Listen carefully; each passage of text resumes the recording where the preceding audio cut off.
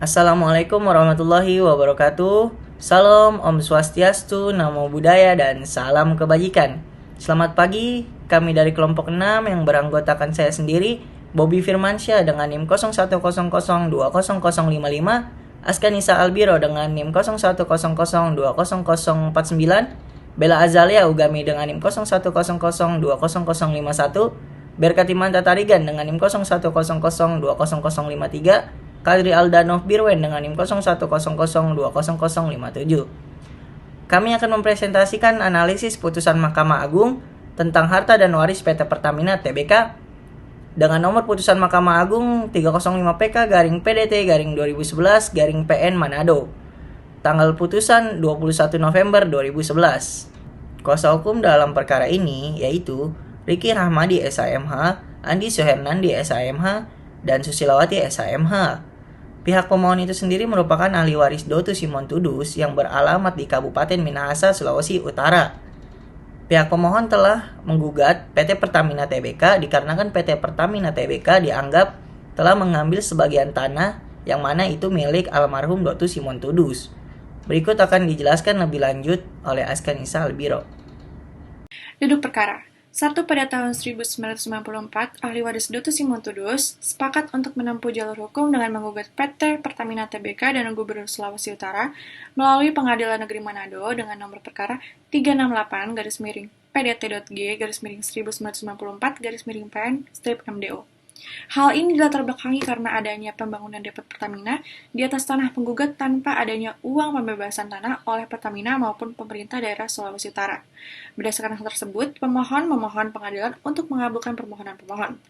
Putusan hakim yaitu yang pertama adalah mengabulkan gugatan penggugat ahli waris Dotu Simontudus, yang kedua menghukum PT Pertamina Tbk dan Gubernur Sulawesi Utara untuk membayar ganti rugi kepada ahli waris Dotu Simontudus. Yang ketiga menetapkan besaran denda sebesar 50 juta rupiah setiap tahun dan mengembalikan tanah tersebut. Yang keempat menyatakan bahwa para penggugat adalah ahli waris yang sah menurut hukum. Dan yang kelima menyatakan tergugat telah menguasai objek gugatan secara tanpa hak dan melawan hukum. Serta yang keenam menyatakan bahwa objek sengketa merupakan hak milik atas peninggalan Simontudus. Analisis kasus. Yang pertama, pemohon yang merupakan ahli waris pemilik sebidang tanah milik almarhum Martinus Pontoh dengan sertifikat hak milik nomor 1 Bitung Tengah. Kedua, pada tahun 1994, ahli waris Dotu Simontudus sepakat untuk menempuh jalur hukum dengan menggugat PT Pertamina Tbk dan Gubernur Sulawesi Utara melalui Pengadilan Negeri Manado dengan nomor perkara 368 PDT.G/1994 PN-MDO. Yang ketiga, pemohon meminta agar pengadilan mengabulkan gugatan penggugat ahli waris.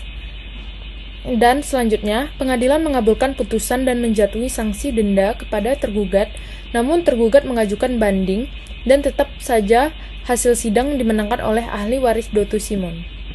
Uraian kasus. Pertama, pemohon mengajukan gugatan, maka dikabulkan. Dan yang kedua, pengajuan banding dari tergugat, yakni Pertamina dan Gubernur Sulawesi Utara itu ditolak. Selanjutnya, permohonan peninjauan kembali juga ditolak. Dan pengajuan eksekusi karena tidak terjadi kesepakatan, maka eksekusi sebagian dan ganti rugi. Isi gugatan. Terhadap perlawanan-perlawanan tersebut, terlawan mengajukan eksepsinya yang pada pokoknya atas dalil-dalil sebagai berikut.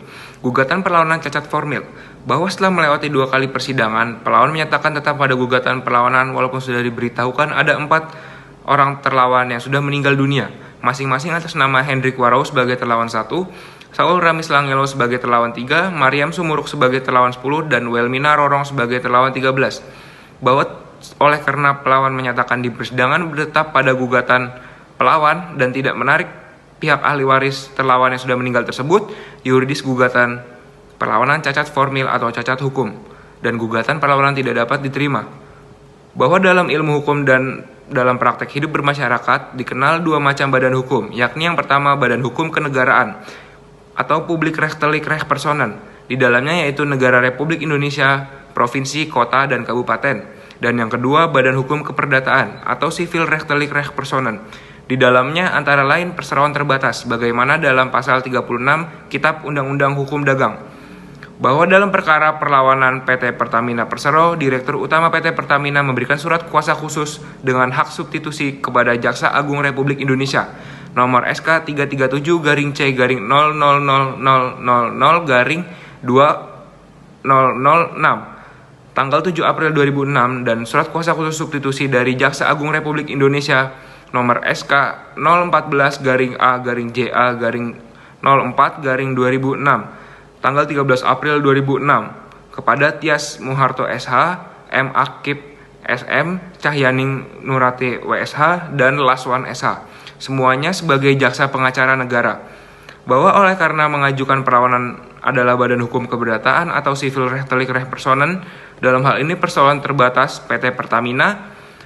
Dalam hal ini lebih jelas lagi, pemberi kuasanya adalah direktur utamanya, bukan badan hukum kenegaraan atau publik rechtelijk rechtspersonen, dan secara yuridis tidak ada alasan dalam persidangan dalam hal perkara ini badan hukum keperdataan diwakili oleh jaksa pengacara negara. Teori perjanjian diatur dalam buku 3 KUH Perdata pasal 1233 1864. Dalam teori ini mengikat bahwa syarat sahnya suatu perjanjian diawali dengan A.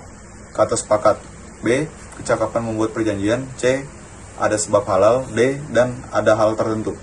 2. Teori kepastian hukum. Kepastian adalah perihal keadaan yang pasti, ketentuan atau ketetapan. 5. Hukum secara hakiki harus pasti dan adil.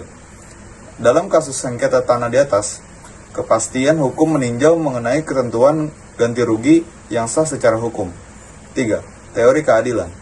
Dalam kasus sengketa tersebut merujuk pada bentuk keadilan komutatif di mana keadilan yang memberikan kepada masing-masing orang apa yang menjadi bagiannya, di mana yang diutamakan adalah objek tertentu yang merupakan hak dari seseorang. Dan selanjutnya, putusan pertimbangan hukum hakim. Permohonan peninjauan kembali memenuhi syarat yang ditentukan oleh pasal 67 Undang-Undang Nomor 14 Tahun 1985 tentang Mahkamah Agung, dan isinya putusan Mahkamah Agung Republik Indonesia nomor 1332 KPDT 2008 tanggal 10 Desember 2008 Jo. Putusan Pengadilan Tinggi Manado nomor 49 PDT G 2007 PT MDO tanggal 20 Juni 2007 15 Jo. Putusan Pengadilan Negeri Bitung nomor 19 PDT PLW 2006 PN-BTG tanggal 29 November 2006 telah mempunyai kekuatan hukum tetap karena putusan hak asasi telah diberitahukan kepada permohonan peninjauan kembali pada tanggal 15 Desember 2009. Bila ada kata-kata atau penjelasan kami yang kurang baik, itu murni kesalahan dari kelompok kami. Terima kasih. Wassalamualaikum warahmatullahi wabarakatuh.